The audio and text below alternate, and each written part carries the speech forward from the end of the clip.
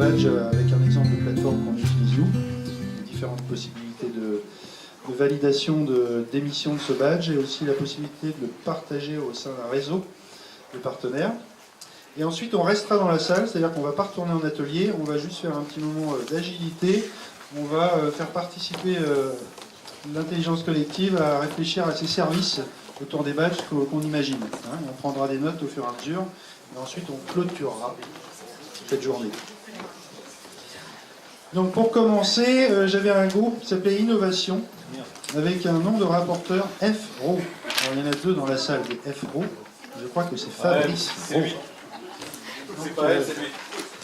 Je vais essayer de tenir le chrono de 180 secondes. 180. Tu coupes le micro à la fin. Sinon, oui, de toute façon, ça coupe. Je peux essayer de faire 120 secondes, laisser un peu de temps pour les questions éventuellement.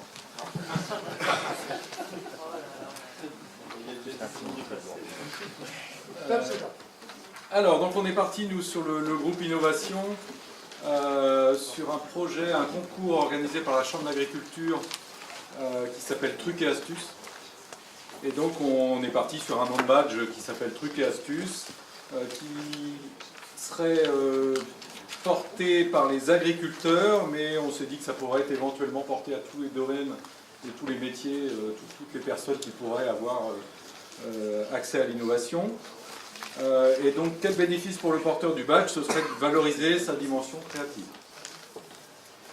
Donc, que reconnaît le badge? La capacité à innover et à modifier, à valoriser, à améliorer un outil éventuellement de production dans le secteur agricole, ou peu importe le secteur utilisé. Qui pourrait accréditer, qui pourrait endosser le badge? On s'est dit que ce serait plutôt les pairs ou éventuellement le responsable du concours ou le responsable de la personne. Ou éventuellement mettre en place un jury de plusieurs personnes qui pourraient valider le badge. Et on s'est dit que dans le processus de reconnaissance, on pourrait avoir éventuellement sur un nombre de personnes, 5 personnes qui pourraient valider le badge, et à partir de 5 personnes, on pourrait dire que l'innovateur pourrait obtenir ce badge innovation. Et sur ces 5 personnes, éventuellement, qu'il y en ait au moins une ou deux qui étaient déjà porteurs du badge. Mais ça, après, sur les 5 personnes, on est parti un peu sur un nombre au hasard, on n'avait pas d'idée vraiment précise. On était parti quand même éventuellement sur plusieurs niveaux de badge, c'est-à-dire que sur l'innovation, on aurait pu mettre un niveau 1 de badge, le projet est réalisé, donc l'innovation réalisée, la machine a été amélioré, etc. Un niveau 2 où non seulement le projet est réalisé, mais en plus d'autres personnes réutilisent l'innovation et réutilisent la machine derrière. Donc ce serait un niveau 2. Et éventuellement le niveau 3 où en plus de l'utilisation, il soit valorisé et étendu à d'autres domaines. Et donc là, on aurait un badge niveau 3. On s'est arrêté là, ça aurait pu être niveau 4, 5, mais on s'est arrêté à 3 niveaux. On a réfléchi éventuellement aussi au nombre d'endosseurs, mais on ne savait pas trop comment le mettre dans ce projet. Donc le nombre de personnes qui endossent le projet derrière, comment le valoriser, s'il y a 10 personnes derrière, 20 personnes, 30 personnes, est-ce que ça pourrait donner un badge supplémentaire ou un super badge éventuellement derrière, en fonction du nombre de personnes qui endossent le projet d'innovation. Sur les critères, donc critères que doit démontrer le porteur pour avoir ce badge, donc c'est sur les bénéfices apportés, qu'ils soient au moins utiles à une personne autre que la personne elle-même, et qu'ils soient éventuellement reconductibles et éventuellement développés dans d'autres domaines. Qui contribue à la conception du badge? On est parti d'un concours Chambre d'agriculture, donc on s'était dit qu'à la base ce serait la personne qui organise le concours qui crée le badge, l'organisateur du concours. La question qui se posait ensuite, c'est à partir du moment où le badge est créé sur un concours bien précis, qu'est-ce qu'on fait de ce badge? Et là, j'avoue qu'on n'avait pas trop de réponses non plus. Sur quelle plateforme on peut trouver le badge? Si d'autres secteurs d'activité veulent utiliser le badge, comment ils peuvent le trouver? Comment ils peuvent avoir connaissance du badge? Là, j'avoue que je ne sais pas comment on pourrait le faire. Donc si c'est un projet Badgeons la Normandie, on a pensé éventuellement que ça pouvait être un site normand qui pourrait réunir l'ensemble des badges et les mettre en accès à tous. Et puis après, à voir sur les... J'ai fini pratiquement. On s'est dit qu'une personne qui menait à bien plusieurs projets d'innovation, on pourrait le distinguer à partir de 3-4 innovations. Il pourrait y avoir un badge super innovateur. Mais là, c'est pareil, on n'a pas d'idée non plus à partir de combien, parce que c'est vrai qu'il faudrait distinguer entre une personne qui fait un jour une innovation et une personne qui innove régulièrement tous les ans, comment valoriser l'autre personne qui innove tous les ans.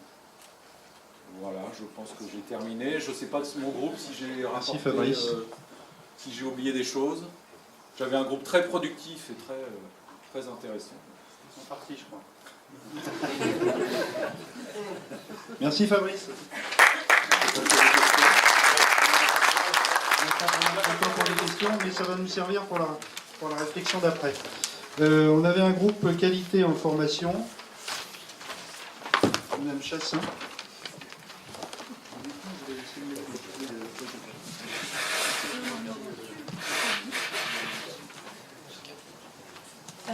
Donc le groupe qualité du réseau des centres de formation d'apprentis publics normands. En fait, le fonctionnement du réseau est en train de définir un référentiel de qualité et de performance propre à son fonctionnement. Donc on s'est dit que on allait poursuivre en fait par la reconnaissance par badge des actions qui vont être menées dans ce réseau.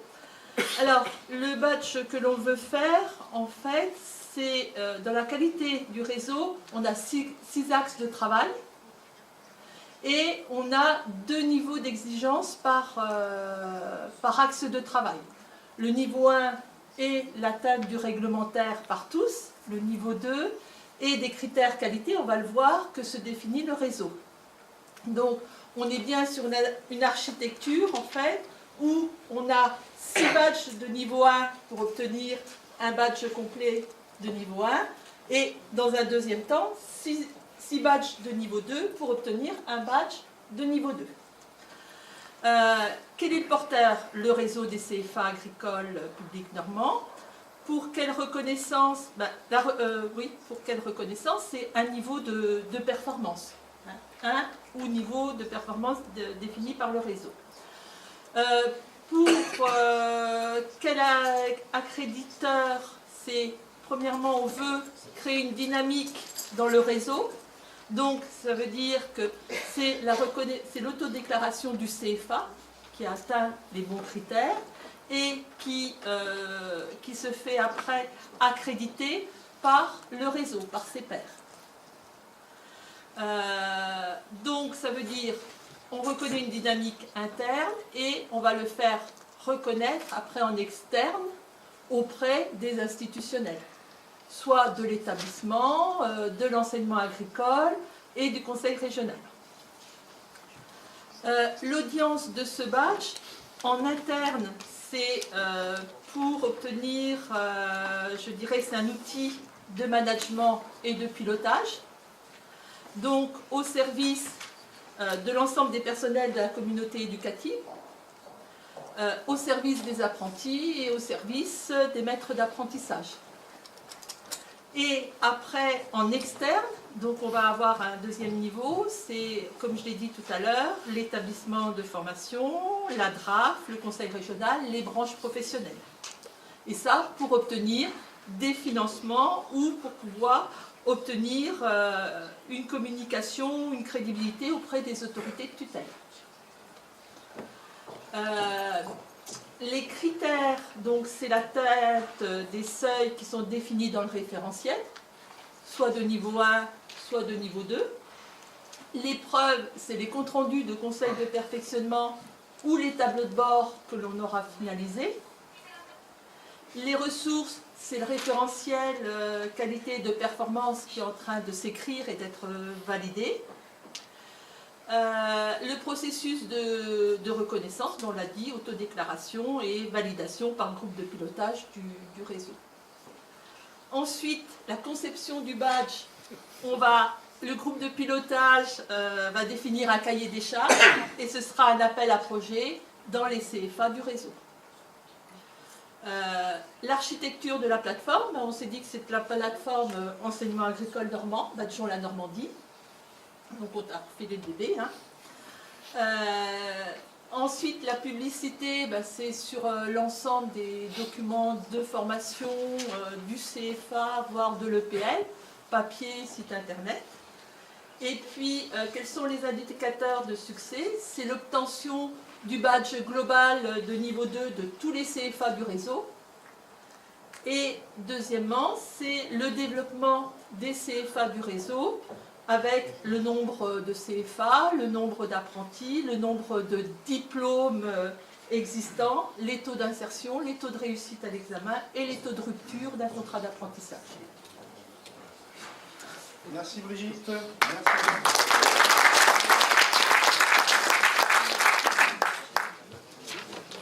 Alors j'appelle Frédéric Roux pour l'engagement, le groupe engagement citoyen. Donc, tu as que 1 minute 30 comme Brigitte a pris 1 minute 30 de plus. Merci Brigitte. C'est parti, c'est à toi.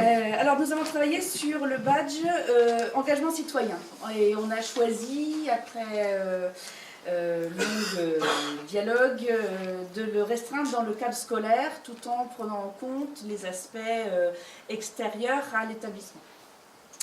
Le porteur du badge, donc, ce sont les apprenants qui pourraient ainsi tirer bénéfice du badge par la prise en compte de leurs actions et de leurs paroles, l'estime de soi et valorisation dans le cadre professionnel, recherche d'emploi, puis insertion professionnelle. Ce badge reconnaîtrait des savoir-être et des attitudes, des valeurs, du type soutien, entraide, solidarité entre apprenants, empathie et valorisation des aspects droits et devoirs dans le cadre de la communauté de travail. Les preuves qui pourraient venir témoigner de l'obtention de ce badge seraient des fonctions, des actions conduites dans l'établissement, mais aussi à l'extérieur de l'établissement comme des témoignages de cadres associatifs, des initiatives citoyennes à l'extérieur ou à l'intérieur de l'établissement. Les accréditeurs seraient, on a dit, les institutions au sens large, à la fois l'école, mais aussi des associations, les mairies, les maîtres de stage sur les lieux de stage qui pourraient venir aussi attester d'actions citoyennes, mais aussi les pairs. Ces accréditeurs tirant bénéfice de leur endossement, comme la valorisation de leur propre action, mission éducative en ce qui concerne l'école, et puis une certaine légitimité.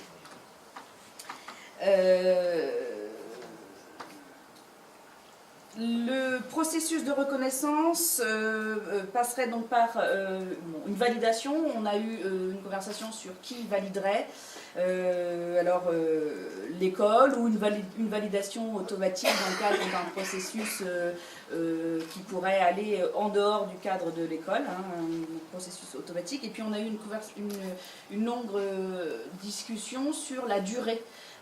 Soit une durée limitée dans le temps, alors limitée par exemple à le temps, alors l'année scolaire ça nous semble un petit peu restreint, ou le nombre d'années en formation dans l'école. Validité qui pourrait être aussi révoquée si une action contraire aux valeurs qu'on veut mettre en exergue viendrait compromettre la validité du badge, ou peut-être une durée qui serait recyclable dans le temps et aussi à l'extérieur de l'établissement. L'architecture et la conception ça y est, ça fait 2 minutes. La conception du badge serait à l'initiative de la communauté éducative dans le cadre d'un projet d'établissement. Merci Frédéric.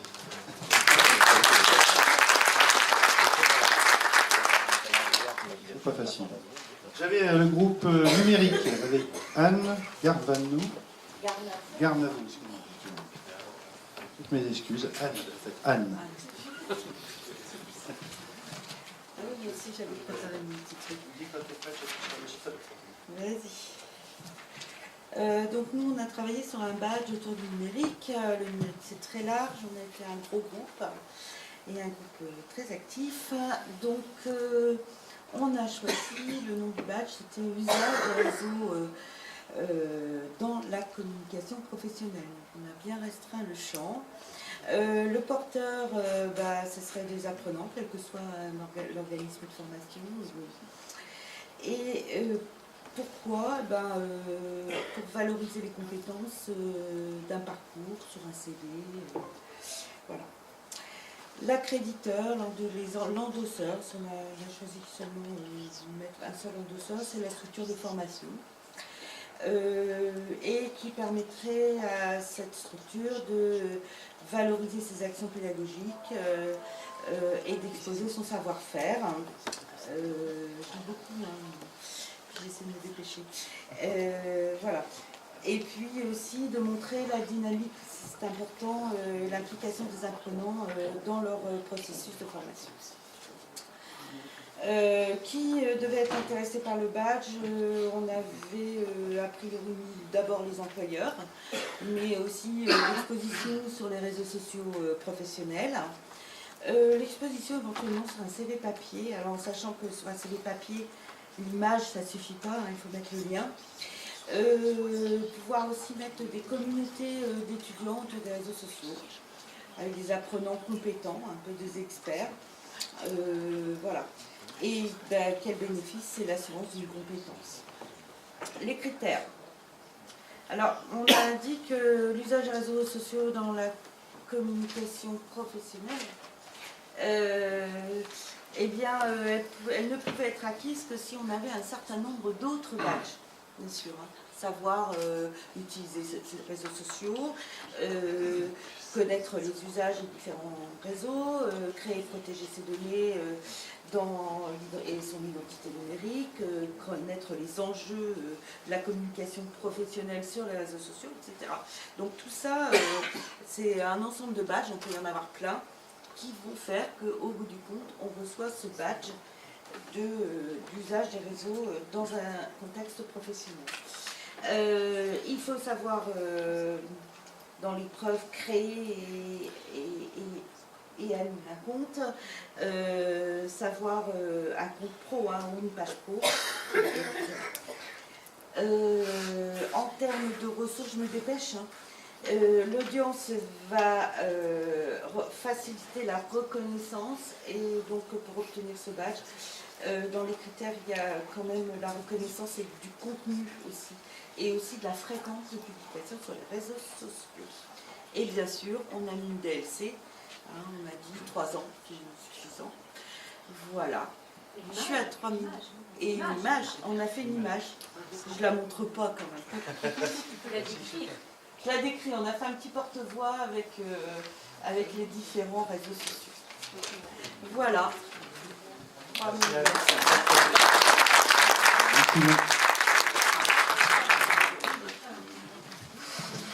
Alors, nous parlons d'agroécologie maintenant, mais je n'ai pas de nom.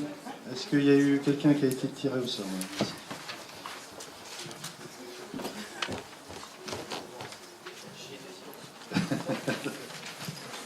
Bonjour, je m'appelle Stéphane, je fais tiré au sort. Et donc, déjà, vous avez acquis un badge Un badge gratuit, ouais. C'est pas 2 secondes. Donc nous avons eu l'idée sur l'agroécologie de mettre en avant un badge promoteur de l'agroécologie. Alors pourquoi en fait? Pour valoriser l'implication des différents acteurs dans l'agroécologie, et en réflexion, c'est vrai que je pense que les 3/4 du temps que nous avions, qui n'était pas très long, hein, on l'a consacré d'abord à réfléchir tous ensemble à ce qu'on voulait faire, et après on s'est mis en action. Les cases ne sont pas remplies, mais elles sont bien remplies. Ça, c'est important. C'est important de le comprendre. En termes de base, on a fait un porte-voix aussi, comme juste avant. Alors il n'est pas très bien dessiné, parce qu'on fait ce qu'on peut. Mais l'idée, c'est d'un porte-voix sur une scène de campagne pour bien montrer quelque chose. On voulait impliquer, vraiment valoriser l'implication de différents acteurs dans l'agroécologie. Et donc la première réflexion, c'était qui va porter ce badge en fait, en termes d'acteurs. Ça peut être soit des producteurs de l'agroécologie, on a parlé d'exploitants agricoles bien sûr, mais pourquoi pas d'autres personnes étaient évoquées, comme par exemple une mairie qui va faire des travaux d'entretien des jardins publics par exemple, qui va pouvoir engager une démarche d'agroécologie. Les acteurs, ça peut être aussi simplement des promoteurs de l'action qui ne sont pas exploitants, mais qui vont en faire la promotion, des formateurs, des profs, des instituteurs dans les écoles qui vont alimenter la démarche et puis faire vraiment la promotion de cette culture. Et puis ça va être des personnes comme vous et moi qui sont simplement adhérents à la démarche, sans être ni promoteurs ni exploitants agricoles, mais qui vont simplement dire oui, moi je suis d'accord et je m'engage aussi dans la démarche. Donc on est parti sur un badge qui va se faire en 3 niveaux, pas vraiment des niveaux, mais en 3 catégories de personnes, avec donc 3 catégories de validation. Donc le badge, il va reconnaître simplement, pour les personnes qui sont simplement adhérents à la démarche, il va reconnaître simplement une implication dans la démarche. Je suis adhérent, je soutiens la démarche d'agroécologie. Dans un deuxième niveau, entre guillemets, ça va être vraiment, moi je partage les valeurs et en plus je les diffuse autour de moi. Et le niveau supérieur, suprême, ça va être les agriculteurs qui vont même vraiment mettre en œuvre et pouvoir apporter des preuves de ce qu'ils mettent en œuvre. Donc en termes de critères, il va vraiment s'agir de vérifier l'implication des personnes. On a imaginé des preuves. Pour le premier niveau, la preuve, ça va être informé et adhérer d'une façon formalisée. Ça peut être avoir suivi une formation, une sensibilisation, visiter une ferme-école, rencontrer un formateur spécialisé, être étudiant dans un lycée agricole pour lequel on a eu un cours qui nous a sensibilisés. Pour le deuxième niveau, ça va être avoir mis en avant des actions de communication, donc être formateur, avoir un site internet sur lequel on va faire un article pour promouvoir la démarche. Et le troisième niveau, on va être vraiment sur la mise en œuvre concrète par un exploitant qui va pouvoir vraiment démontrer les choses. On est vraiment sur d'un badge qui est partagé avec une optique de créer un réseau de personnes impliquées qui ne sont pas forcément ceux qui font, mais aussi ceux qui adhèrent. On a imaginé pouvoir intégrer, pourquoi pas, des municipalités qui veulent adhérer parce qu'elles ont une cantine, parce qu'elles ont des jardins publics, des classes dans des écoles, parce que c'est important de diffuser ça aussi auprès des enfants, cette culture agroécologique qui est un petit peu mal connue. Et puis pourquoi pas, dans les zones périurbaines, intégrer dans une même démarche les parties prenantes, les agriculteurs, ceux qui font de l'agroécologie, et les riverains qui ne connaissent pas forcément la démarche, qui peuvent être des soutiens, mais qui peuvent aussi être des prescripteurs de la démarche pour d'autres agriculteurs. En tant qu'accréditeur, on a imaginé les réseaux d'acteurs institutionnels. Alors, chambre, école, je ne connaissais pas bien, donc je sais fait liste et tout ça, mais l'ensemble des personnes vraiment officielles qui travaillent en tant que représentants de la filière agricole, qui peuvent être amenés à animer un réseau et qui ont aussi des outils pour communiquer auprès de tout ça. Je ne peux pas dépasser beaucoup. Ben, c'est très bien.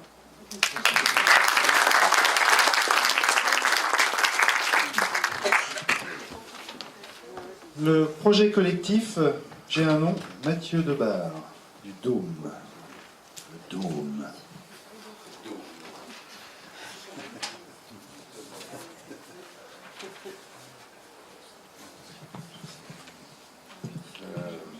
On a fait ce qu'on a pu.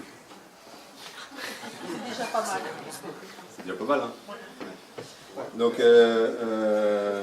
cette idée de projet collectif, il est venu parce que, enfin, de travail autour d'un badge, autour d'un projet collectif, il est venu parce qu'on met en ce moment en place un projet collectif, c'est une la palissade, mais qui réunit des acteurs extrêmement différents, ceux de l'enseignement initial, ceux de l'enseignement supérieur, l'interprofession, nous le Fab Lab et le pôle test. Vous voyez un peu la myriade d'opérateurs, la DRAF, donc une myriade d'opérateurs autour d'un projet. Et puis on se disait, mais à quel endroit on pourrait situer cette question du badge, et qu'on a essayé de situer comme étant un outil d'activateur, c'est-à-dire quelque chose qui va nous permettre de faire en sorte que ce projet il prenne corps mieux qu'il ne le ferait s'il n'y avait pas ce système de badge. D'où l'idée de faire un badge qui reconnaîtrait une capacité à fédérer. Donc c'est notre point d'entrée, c'est que reconnaît ce badge, c'est une capacité à fédérer bien sûr autour de soi. Alors, qui seraient les porteurs du badge? Si on a bien entendu l'ensemble des éléments qui nous ont été dit ce matin, l'idée, ce n'était pas forcément de s'adresser à une population en particulier en ce qui concerne ce projet, mais que toute personne participant, quelle que soit son implication ou son niveau dans la hiérarchie du projet, pourrait prétendre à ce badge. C'est-à-dire que ce soit la coordination, que ce soit le comité de pilotage ou les élèves, ils pourraient tous nous pourrions concourir à ce badge. Ce qui est très bien dans l'intention, mais ce qui sur les autres critères devient extrêmement compliqué à positionner, parce que du coup, il y a un peu tout se mélange avec tout. Donc, bon, on a quand même essayé de défricher le terrain, et ça nous semblait intéressant d'aller plus avant, mais le temps nous a été un peu compté. Donc, en ce qui concerne les critères, le premier qui est intervenu et qui nous semble intéressant, c'était cette question de bienveillance. C'est-à-dire savoir fédérer autour de soi, c'est savoir être bienveillant avec ceux qui nous environnent. Et cette bienveillance, elle pourrait aussi être un élément, un des critères qui permettrait d'attribuer le badge. Le deuxième, bien sûr, ce serait la question de l'ouverture sur les autres membres. C'est assez facile de fédérer son cercle de copains, de fédérer son environnement professionnel immédiat, puisque là, il y a presque une obligation professionnelle de résultat, et donc cette capacité à fédérer peut être inhérente à une fonction. C'est déjà un peu plus difficile quand on est sur un projet collectif qui va engager d'autres structures à 50 km de là, et qu'on ne connaît pas forcément. Et donc cette capacité à fédérer serait aussi un critère, et la capacité du coup aussi à faire travailler les différents groupes entre eux. Il y a peut-être une petite redondance là, je vous laisserai faire le tri à la fin de la présentation. En ce qui concerne les preuves, il y avait une idée de recommandation. C'est-à-dire que c'était qu'un tel pouvait recommander un tel dans sa capacité à fédérer. Et il y avait aussi bien sûr des éléments sans doute alors plus tangibles, une recommandation est forcément tangible, mais il y avait des témoignages et des éléments de réalisation. Il a monté un wiki, il a organisé une relation avec le grand public, il a invité des gens de la presse, il ou elle, etc. etc. Dans les ressources, on a été un peu sec. On a quand même considéré qu'il y avait forcément une plateforme d'administration de ce badge, et qu'autour de cette plateforme d'administration de ce badge, il y avait déjà là une première ressource. Et on a cité la question d'un wiki, puis ensuite on s'est dit, mais est-ce qu'il n'y aurait pas des outils comme Trello, Slack, enfin voilà, des outils numériques qu'on pourrait mobiliser autour de ce projet, qui témoigneraient d'une densité d'activité du prétendant au badge, enfin des ressources qui en témoigneraient. Sur les accréditeurs endosseurs, là on a dit une reconnaissance par les membres du collectif. Alors du coup c'est là où tout se mélange, quoi. C'est-à-dire qu'il y a une forme il faudra être vigilant sur une auto-accréditation, il faudra sûrement quand même recréer une forme de hiérarchie, mais qui serait pas sur les bases hiérarchiques habituelles, en tout cas. Et le workflow, on n'a pas réussi. Autant le dire tout de suite. C'est-à-dire qu'on a bien positionné une problématique de temporalité. Un projet, il a un début et une fin. On ne voulait pas, par contre, que la réussite du projet conditionne l'attribution du badge. Alors, c'est pas parce qu'un projet échoue que ceux qui ont contribué et qui ont fédéré à l'intérieur sont en situation, eux, d'échec. Ça peut être complètement différent. Et qui en aurait bénéficié, ça j'ai fini après, qui pourra en bénéficier, à qui ça peut servir. Toute personne qui se projette dans un avenir professionnel au sein duquel il va devoir fédérer des acteurs extrêmement différents aurait intérêt à avoir ce badge. C'est-à-dire s'il est en capacité de fédérer des communautés aussi différentes que celles que réunissent un projet collectif de cette nature, il aurait intérêt à avoir ce badge. Merci Mathieu.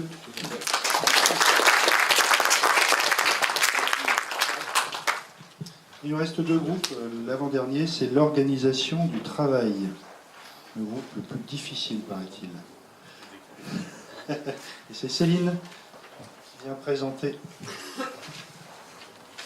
son badge, leur badge.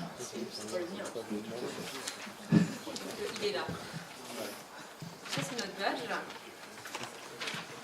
Donc le badge il s'appelle Post Ready to Use ou Poste de travail ouvert. Donc le porteur du badge en fait c'est le poste de travail. Et pourquoi? C'est pour le rendre plus attractif, permettre des gains en ergonomie ou en efficacité.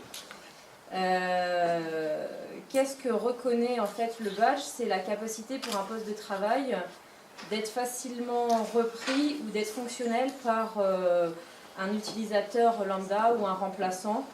On faisait le constat dans les exploitations agricoles que des fois quand il y avait des agents de remplacement qui arrivaient, c'était compliqué.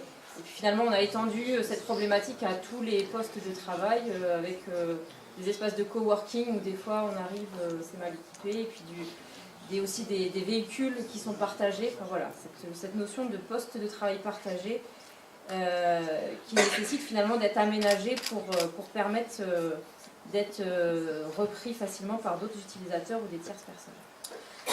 Les critères à démontrer pour pouvoir bénéficier du badge, donc c'est un mode d'emploi, un étiquetage qui permet de montrer que ce poste de travail est ready to use. Des critères de propreté, d'ergonomie et la capacité aussi à être intuitif, de ne pas chercher pour pouvoir s'approprier cet espace de travail. À fournir, donc, ce sont des photos et aussi des retours d'utilisateurs, des tierces personnes qui seraient venues travailler sur cet espace de travail.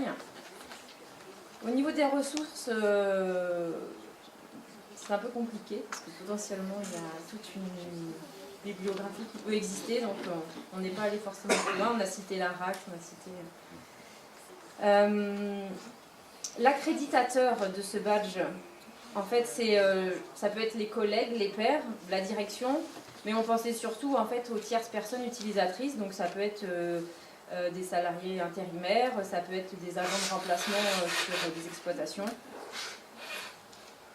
Quel bénéfice pour justement l'accréditateur? C'est l'attractivité de ces postes de travail, pouvoir fidéliser aussi ses utilisateurs et puis gagner en qualité de travail. L'audience, donc qui est intéressée, toutes les personnes qui vont occuper justement ces espaces de travail, l'entreprise de manière générale, et puis les clients aussi qui peuvent être soucieux de la qualité de travail dans une entreprise. Les bénéfices principaux sont surtout la reconnaissance, l'image que peut en retirer une entreprise à aller vers cette démarche. Voilà, le processus de reconnaissance, pour nous ça passe principalement par la satisfaction des utilisateurs, des tierces personnes qui viennent travailler sur des postes qui seraient badgés ready to use. Et donc ça passerait par soit des questionnaires de satisfaction ou un système de like. On n'est pas allé forcément plus loin.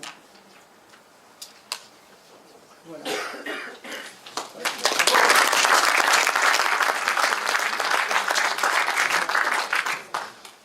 Merci Céline. On termine par vide de groupe.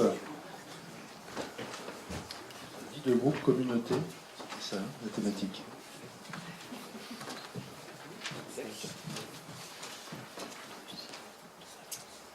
Alors nous, on n'a pas fait aussi bien, je vous le dis tout de suite, on n'a pas fait tout ce qu'il y a en bas, donc comme ça va être rapide. Donc nous on est parti sur l'idée d'un méta-badge, donc en gros il nous faudrait 3 badges pour valider le badge complet. Avec donc sur donc le titre quand même, méta-badge vivre ensemble. Donc les porteurs ce seraient les personnes travaillant en équipe. Pourquoi? Pour avoir une reconnaissance interne ou externe, reconnaître aussi ses compétences et avoir une reconnaissance pour une entreprise lorsqu'on veut postuler sur un poste. Voilà. L'accréditeur, l'endosseur. Donc nous on est parti sur une personne extérieure au groupe. Donc ça pourrait, on a pris l'exemple d'une équipe de foot par exemple, un entraîneur qui peut valider ou pas le fait qu'un jeune s'adapte au vivre ensemble dans l'équipe, etc. Et l'accord de 80% des membres du groupe, donc qui sera OK pour valider ou pas la compétence, compétence, qualité, voilà. L'audience, qui devrait être intéressé par le badge? Nous on est parti sur l'idée qu'un extérieur, ça pourrait l'intéresser dans le sens où il viendrait récupérer l'équipe ou un membre de l'équipe, donc voilà.